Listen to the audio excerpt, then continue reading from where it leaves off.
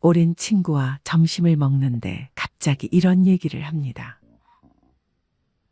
나 이번에 차 바꿨어. 벤츠로. 사위가 좀 도와줬지 뭐.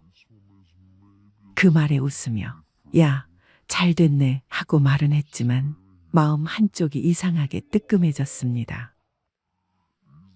나는 평생 그렇게는 못 해봤는데 나도 조금만 더 모아서 한 번쯤은 그런 차를 타볼 수 있었을까? 내가 너무 소심하게 살아온 건 아닐까? 그리고 생각이 이어집니다. 아니, 저 집은 도대체 얼마나 벌길래 저런 차를 몰 수 있지? 요즘 아파트 주차장에 내려가면 고급 수입차들이 참 많이 보입니다. 벤츠, BMW, 제네시스 같은 차들이 즐비하죠. 심지어 3, 40대 젊은 사람들도 그런 차를 타고 다니는 걸 보면 이제 세상은 많이 달라졌구나 싶기도 합니다. 그런데요, 그게 정말 다들 돈이 많아서일까요? 그 차가 정말 여유에서 비롯된 소비일까요? 혹시 그 친구도 우리처럼 속에 뭔가 허전한 마음을 달래기 위해 크게 한번 지른 걸 수도 있지 않을까요? 오늘 이 시간은 진짜 부자와 허세 소비의 결정적인 차이, 그리고 우리가 꼭 알고 넘어가야 할 소득 대비 적정 소비 기준에 대해 이야기해 보려 합니다. 왜냐하면 요즘 너무 많은 분들이 자신도 모르는 사이의 과소비와 비교의 늪에 빠지고 있기 때문입니다. 겉보기에 잘 사는 것 같아 보여도 실속은 없는 경우가 너무나 많고 그게 결국 우리의 노후를 갉아먹고 있다는 걸 우리는 너무 늦게 깨닫곤 하죠. 그럼 지금부터 그 깊은 이야기 속으로 천천히 걸어가 보겠습니다. 제가 아는 68세 김재순 어르신 이야기를 해볼게요. 재순 어르신은 은퇴 후 조용한 삶을 원하셨습니다. 아내와 함께 주택에서 텃밭을 가꾸고 주말이면 손주들을 위해 간단한 반찬도 만들어 보내시는 그야말로 따뜻하고 소박한 노후를 살아가시는 분이셨죠. 그런데 동네 친구 중 한 분이 수입차로 바꾸면서 분위기가 조금씩 달라지기 시작했습니다. 야, 너 아직도 10년 된 차 타고 다녀? 요즘은 다 벤츠 탄다. 나는 손주들 데려다 줄 때도 체면이 있잖아.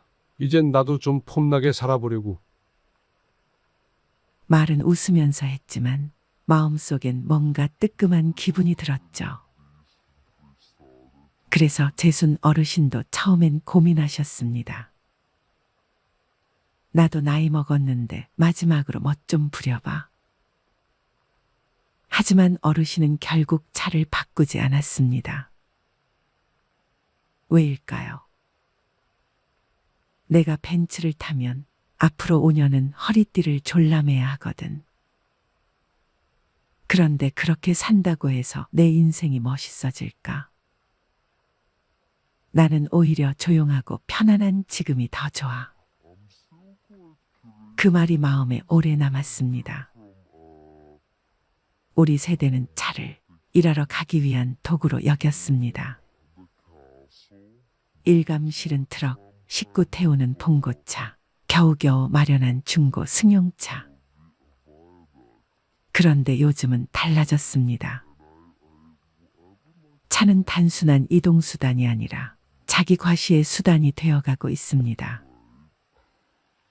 고급 수입차, 특히 벤츠나 BMW 같은 브랜드는 내가 이만큼 성공했어. 나는 이런 차를 탈 수 있는 사람이야 라는 무언의 메시지를 담고 있죠. 그걸 모를 리 없는 우리는 괜히 그 차를 보면 작아지는 기분이 듭니다. 나만 시대에 뒤처지는 거 아냐? 이 나이쯤 되면 나도 한 번쯤은 타봐야 하는 거 아냐? 그런데요, 그 차를 탄다고 해서 마음이 채워질까요?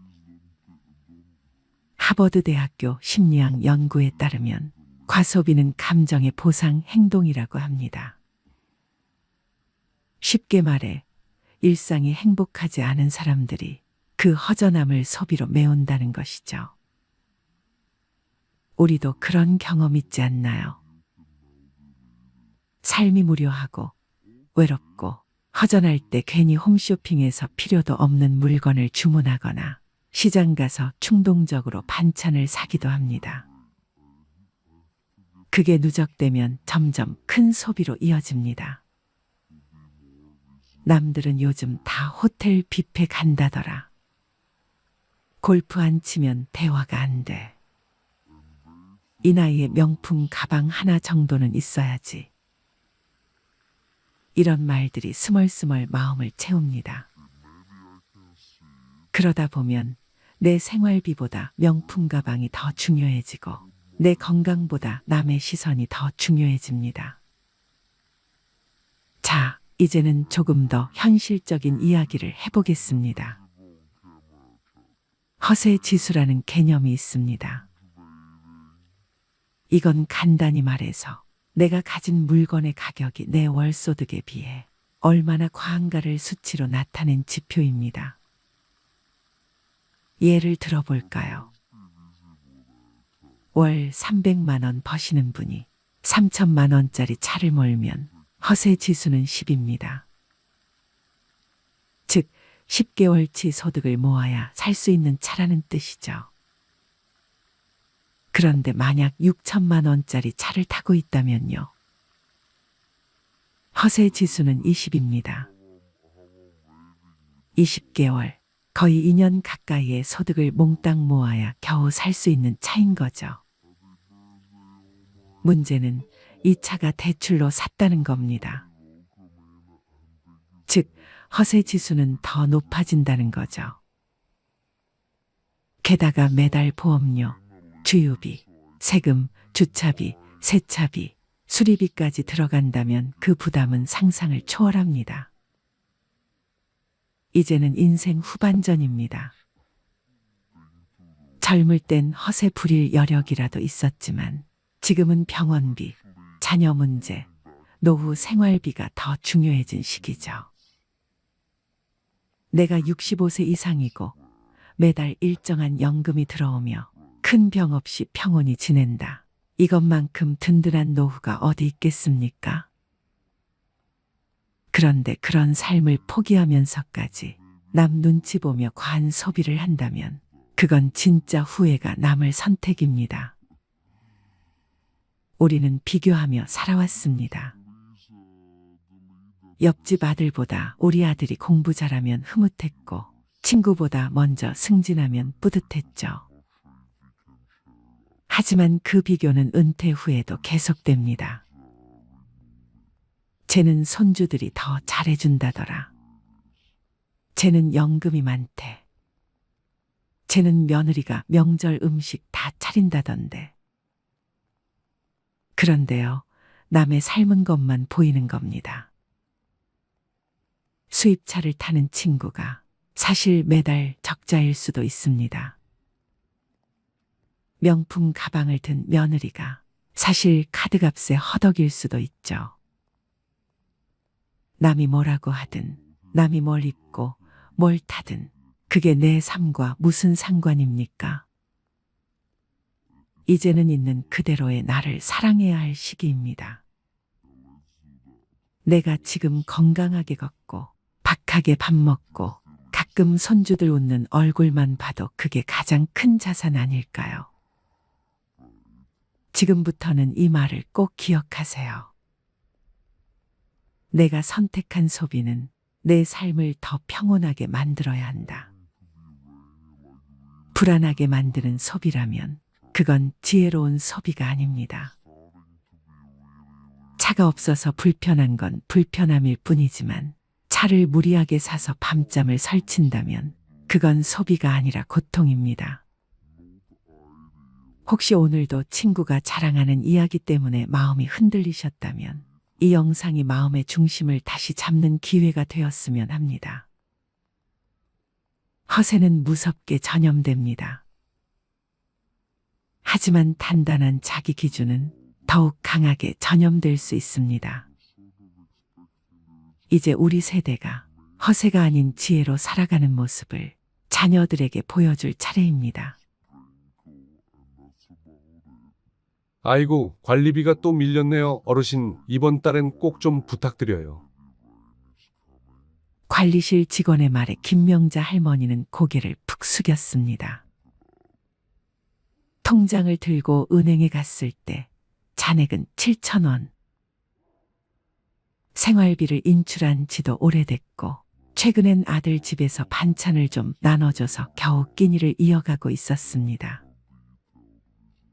그런데도 그녀는 말합니다. 아들한테는 절대 손 안 벌려요. 민폐잖아요. 그런데 안타깝게도 장고는 이미 그녀의 의지를 배신한 지 오래였습니다. 명자 할머니의 이야기는 결코 남의 일이 아닙니다. 70이 넘도록 죽어라 일만 하며 살아왔는데 통장엔 늘 10만 원도 남지 않았다는 중장년층의 고백. 어쩌다 우리 세대의 통장은 이토록 텅 비었을까요? 왜 은퇴한 6070 세대들의 통장에는 100만 원도 남아있지 않은 걸까요? 많은 분들이 이렇게 말씀하십니다. 70 넘으면 그냥 조용히 집에만 있는 거지. 뭐 그렇게 돈이 들겠어요. 하지만 현실은 전혀 그렇지 않습니다. 퇴직 후 20년은 기본이고 30년을 넘기는 경우도 적지 않습니다.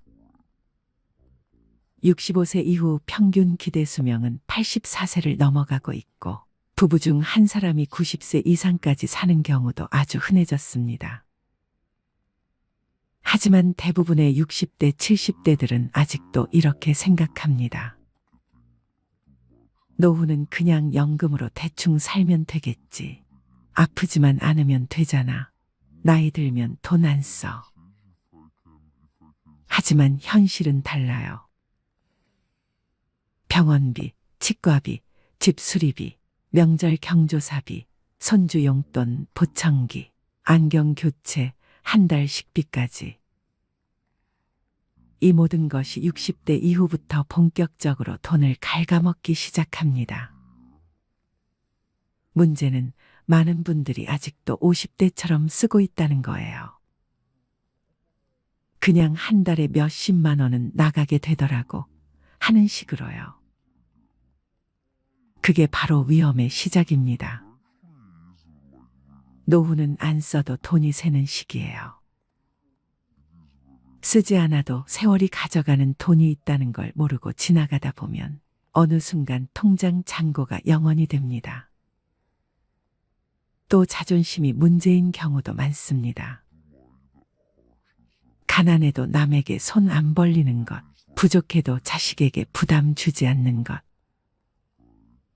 이게 미덕처럼 여겨져 왔어요. 그런데 자존심은 준비 없는 사람에겐 아무런 방패가 되어주지 않습니다.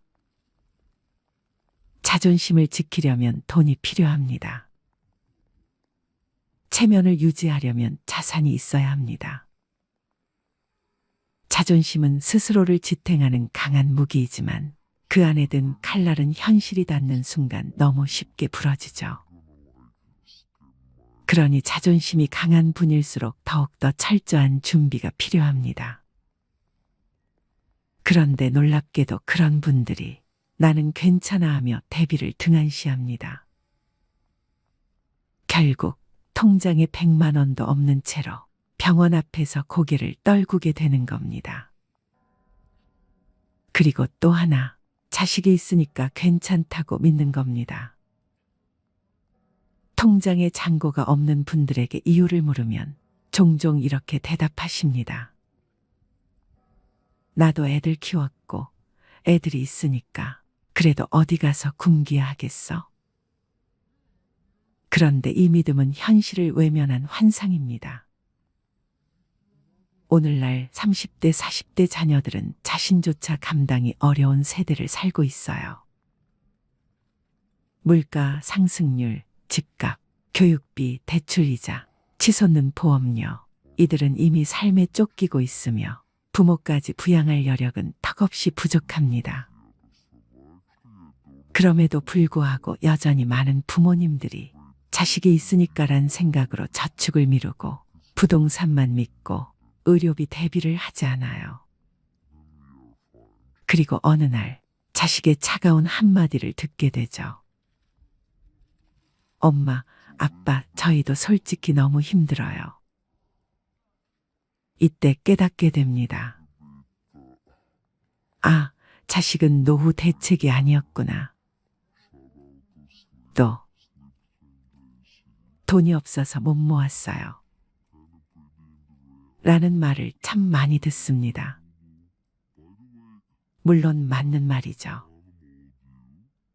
벌이가 적어서 저축 못했다는 분들 많습니다. 돈이 남아야 모으지요. 그런데 현실은 이렇습니다. 돈이 남아서 저축하는 게 아니라 저축을 하니까 남는 겁니다. 하루 1,000원, 한 달 3만 원. 이 금액을 무시해온 분들이 대부분이에요. 그깟 돈이 무슨 의미가 있겠어 하고 넘기다가 10년이 지나도 20년이 지나도 통장엔 여전히 0이 찍혀 있습니다. 반면 정말 소득이 적어도 매달 3만 원, 5만 원씩 꾸준히 모아온 분들은 그래도 급할 땐 꺼낼 게 있어서 다행이에요 라고 말하십니다. 문제는 금액이 아니라 습관입니다. 작은 돈을 소중히 여긴 사람은 언젠가 큰 돈도 제대로 다룰 수 있게 됩니다. 그리고 또 이런 말씀도 하세요. 그냥 아프지만 않으면 돼요. 하지만 노후의 가장 큰 지출은 바로 병원비입니다. 특히 치과, 안과, 정형외과는 보험이 잘 안 되거나 비용이 큽니다. 의외로 큰 돈이 드는 항목이 청력 저하, 백내장, 무릎 연골 수술, 틀니, 임플란트 그리고 각종 검진비입니다. 문제는 이런 항목은 대부분 계획되지 않은 지출이라는 겁니다. 통장에 100만 원도 없는 분들은 이런 의료비 앞에서 항상 무력해집니다. 아이고, 그거는 나중에 아프면 그때 생각해보지. 하지만 그때는 갑자기 오고 그때 돈이 없으면 삶의 질이 수직낙하합니다. 그런가 하면 삶의 낙이 없다고들 하십니다.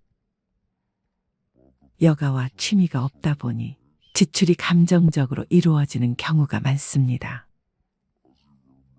책을 사는 것도 걷기 좋은 운동화를 사는 것도 아깝다고 생각하면서 술자리에는 쉽게 지출하죠. 내가 이 나이에 친구라도 만나야지. 그러다 보니 남는 게 없습니다. 자기만의 여가나 취미가 없는 사람은 감정 소비를 반복하고 결국 빈 통장만 남깁니다. 또 이런 말도 있습니다. 나중에 모으려고 했지. 그런데 기억하셔야 합니다. 돈을 모으는 데에는 나중이 없습니다. 지금 시작하지 않으면 그 나중은 오지 않습니다. 통장에 100만 원도 없는 70세 어르신들이 공통적으로 하는 후회는 딱 하나입니다. 조금이라도 일찍 시작할 걸. 많은 분들이 이렇게 말씀하세요. 나 정말 검소하게 살았어요. 사치 같은 건 절대 안 했어요. 하지만 현실은 다릅니다. 작은 사치, 반복된 소비, 습관적 지출, 이 모든 것이 누적된 결과입니다. 매일 마시는 5,000원짜리 커피, 정기배송 구독 서비스, 다 못 쓰는 건강식품, 자식과의 식사 후 결제 습관. 이런 습관적 소비는 눈에 보이지 않기에 더 무섭습니다. 누구보다 검소하다고 믿었던 사람들이 가장 위험한 지출을 하고 있는 경우가 많습니다. 돈보다 사람을 믿는다고요.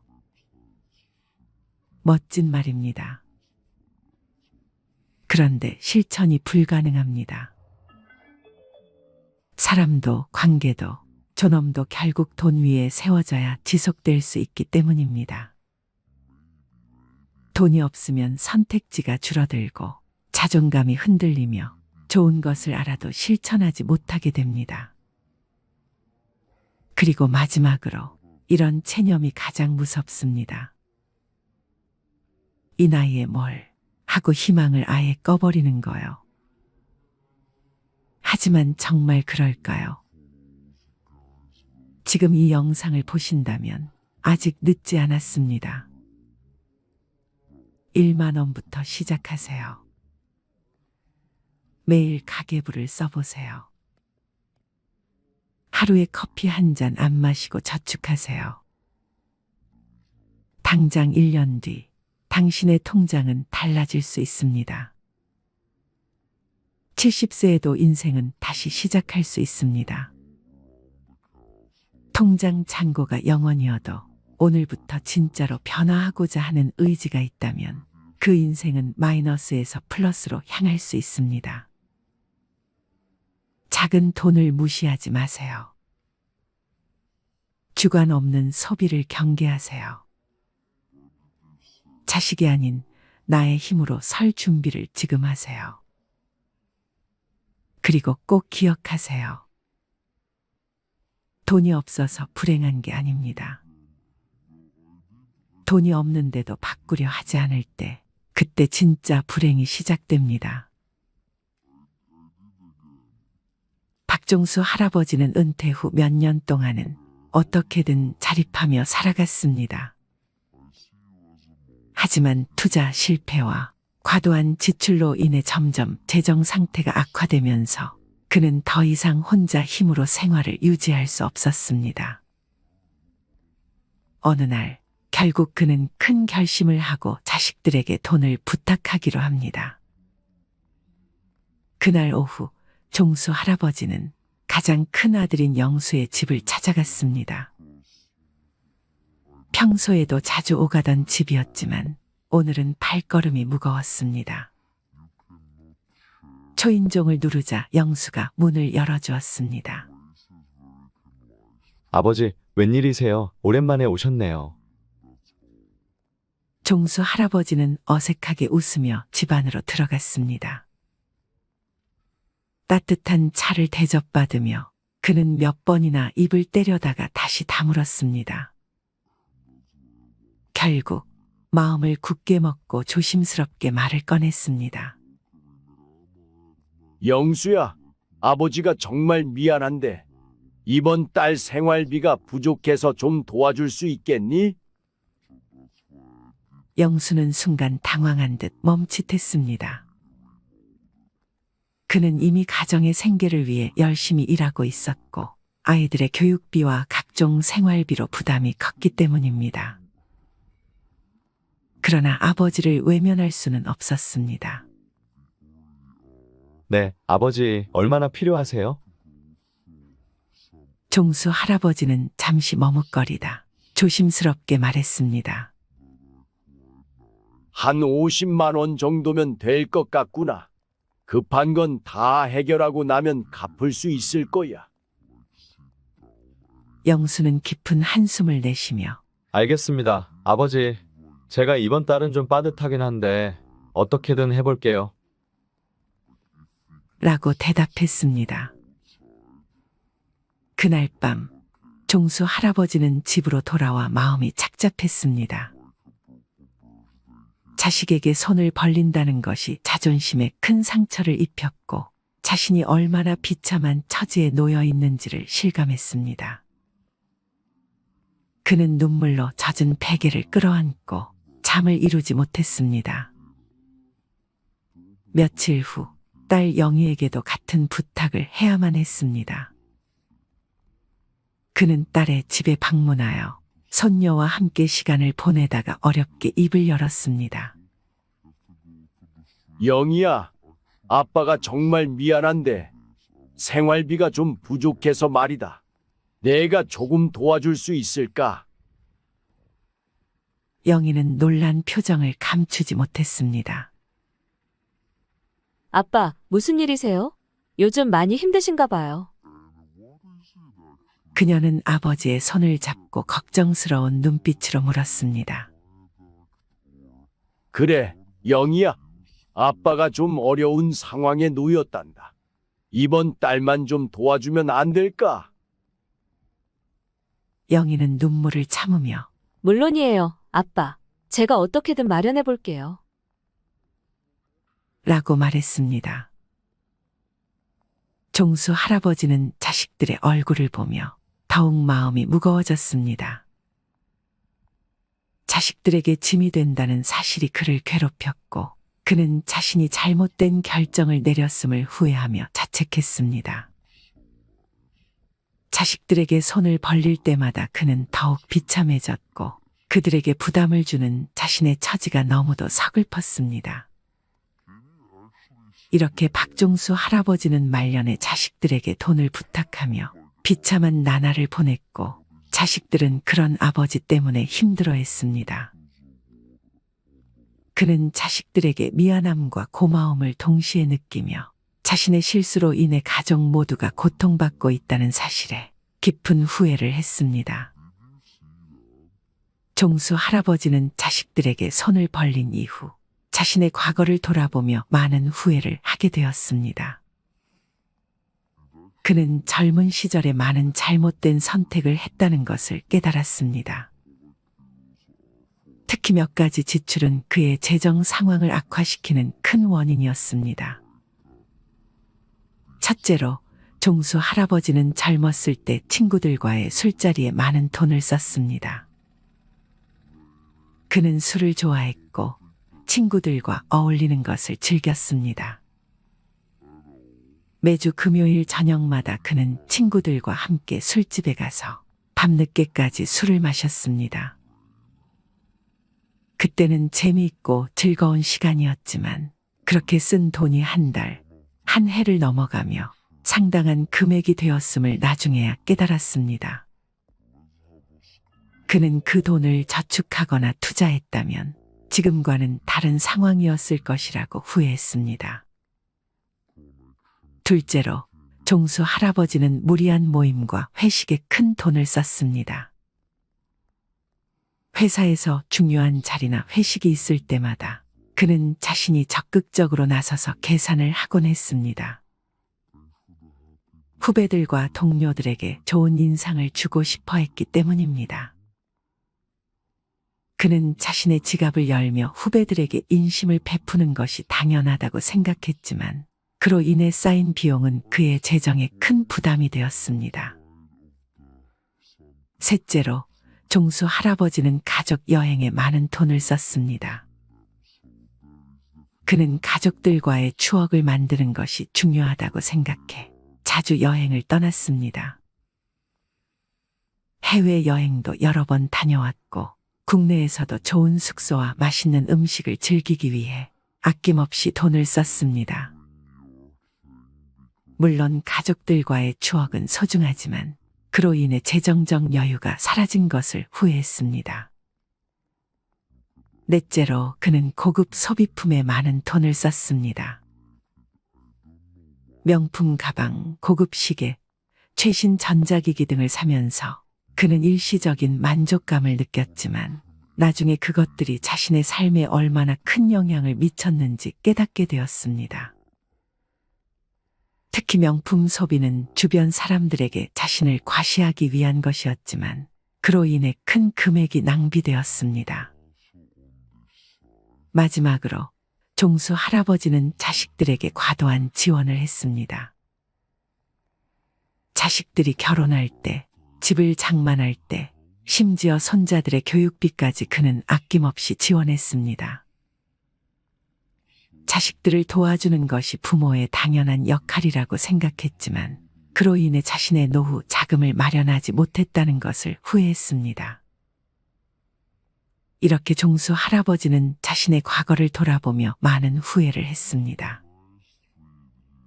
그는 자식들에게 부담을 주지 않기 위해 신중하게 재정 관리를 했어야 했다는 것을 깨달았습니다. 나이 들수록 돈은 줄고 소비는 줄여야 한다는 말, 머리로는 알면서도 정작 카드 명세서를 보면 한숨부터 나오는 분들이 많습니다. 나는 그렇게까지 안 썼는데, 별거 안 했는데 왜 이렇게 빠져나갔지? 사실 노후에 가난은 돈이 없어서가 아닙니다. 무의식 중에 반복하고 있는 소비 패턴이 당신의 노후를 잠식하고 있는 겁니다. 특히 오늘 이야기할 9가지 소비는 6070세대, 즉 소비를 줄여야 할 시기에 오히려 집착하고 있는 지출 항목들입니다. 당신의 삶에도 이 9가지가 들어와 있다면 지금부터라도 정리가 필요합니다. 첫 번째, 명절 선물, 체면이라는 이름의 낭비. 나이 들수록 체면을 지켜야 한다는 생각이 강해집니다. 명절이 되면 아무도 시키지 않아도 비싼 한우 세트, 과일 상자, 건강식품을 고릅니다. 그래도 어른인데 이 정도는 해야지. 며느리 친정에도 뭔가 보내야지. 하지만 체면은 지갑에서 나갑니다. 그리고 그 체면을 지킬수록 약값을 미루고 전기요금을 걱정하는 현실이 찾아옵니다. 체면은 빚내서 유지할 게 아닙니다. 체면은 내 형편에 맞게 절제하는 어른에게서 납니다. 진짜 품위는 덜 써도 존중받는 사람이 될 때 생깁니다. 두 번째, 여행, 탈출인가, 회복인가. 이 나이에 언제 또 가보겠어. 이 말 한마디에 항공권을 결제하고 내 인생인데 한 번쯤은 하며 여행 패키지를 끊습니다. 하지만 여행은 갔다 오면 끝입니다. 추억은 남을지 몰라도 카드값은 더 오래 남습니다. 게다가 여행은 습관이 되면 중독됩니다. 또 가야겠다. 안 가면 허전해. 문제는 여행이 회복이 아닌 회피가 되는 순간부터 노후는 무너지기 시작한다는 점입니다. 지속 가능한 삶은 감정이 가라앉은 상태에서 가도 되는 타이밍에 가는 여행이어야 합니다. 세 번째, 옷. 과거의 멋이 현재의 짐이 될 때. 나도 이 정도는 입어야지. 할머니라고 아무 옷이나 입나. 나이 들어도 멋지고 싶은 마음 당연합니다. 하지만 옷장이 가득 차 있고 입는 옷은 늘 똑같은데도 또 다시 신상을 고르고 있다면 그건 멋이 아니라 불안을 지우기 위한 소비일 수 있습니다. 노년의 멋은 비싼 옷이 아니라 단정함에서 시작됩니다. 꾸준히 다림질된 셔츠, 잘 맞는 슬랙스, 깔끔한 운동화. 그것이면 됩니다. 진짜 품위는 옷에서 나오는 게 아니라 자기 삶에 책임지는 태도에서 나옵니다. 네 번째, 커피. 하루 한 잔은 괜찮을까? 퇴직 후 할 일 없는 하루의 시작은 늘 커피 한 잔으로 열립니다. 집에 커피 믹스가 있어도 굳이 테이크아웃 한 잔을 사야 하루가 시작된 것 같은 기분이 듭니다. 하루 4,000원. 한 달이면 12만 원. 1년이면 144만 원입니다. 그거 아껴서 얼마나 모으겠어? 그렇게 말하는 순간 매달 반복되는 작은 구멍이 노후 재정을 서서히 잠식합니다. 여유는 커피로 사는 것이 아니라 관계와 일상 속에서 길러야 할 감정입니다. 돈 들여 위로받는 습관은 결국 더 큰 허기를 남깁니다. 다섯 번째, 택시. 편함의 이름으로 무너지는 근력. 한 정거장 거리도 걷기 싫어집니다. 힘들잖아. 택시 타면 편하지. 그런데 이상하게 이 편함은 갈수록 더 많은 불편함을 부릅니다. 걷는 횟수가 줄어들수록 무릎은 더 약해지고 심장은 더 나빠집니다. 택시비는 그 자체로도 문제지만 움직이지 않는 대가로 찾아오는 병원비는 그보다 훨씬 비쌉니다. 노후의 편안함은 무조건적인 편리함이 아니라 내 몸이 스스로 움직일 수 있는 자유에 있습니다. 6번째, 손주를 위한 지출. 사랑이라는 착각. 손주가 온다 하면 마트부터 갑니다. 과자, 장난감, 옷, 용돈까지. 그래도 할머니인데 뭐라도 해줘야지. 그렇게 매달 10에서 20만 원씩 쓰면서도 정작 자신은 라면으로 끼니를 때웁니다. 그런데 손주는 과자나 돈보단 할머니가 해준 이야기와 밥을 더 오래 기억합니다. 사랑은 사는 것이 아닙니다. 시간을 함께 보내는 것, 함께 눈을 맞추는 것이 진짜 사랑입니다. 지갑이 아니라 마음으로 손주를 대하세요. 7번째, 경조사비. 관계라는 이름의 강요.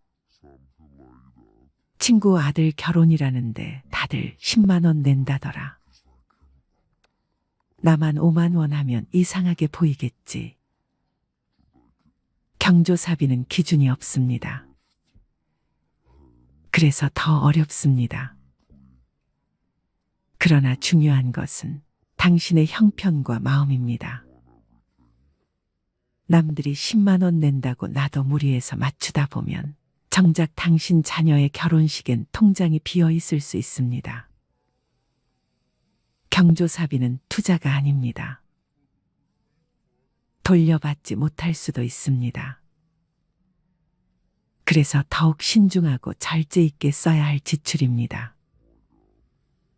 8번째, 건강식품. 건강은 사는 게 아니다. 이거 먹으면 혈압 내려간대요. 간에 좋다니까 한번 먹어보려고요. TV, 유튜브, 카톡, 곳곳에서 들려오는 기적의 약들.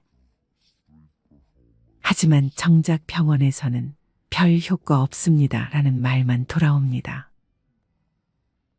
건강은 한 알로 회복되는 것이 아니라 식사, 수면, 운동, 스트레스 관리라는 기본에서 회복됩니다. 믿음으로 삼킨 알약이 당신의 노후를 지켜주지 않습니다. 건강은 소비가 아니라 생활입니다. 9번째, 자동차. 탈 수 있는가, 감당할 수 있는가. 차가 있어야 어딜 가든 편하지. 이 나이에 버스 타기엔 좀.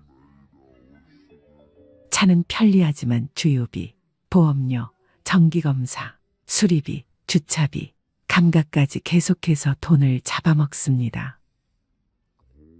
특히 쓰지 않으면서도 가지고만 있는 차는 가장 비싼 소비입니다. 탈 일이 없다면 차를 유지하지 않는 것도 선택입니다. 진짜 자유는 가지지 않아도 불안하지 않은 상태에서 생깁니다. 사람은 더 가지는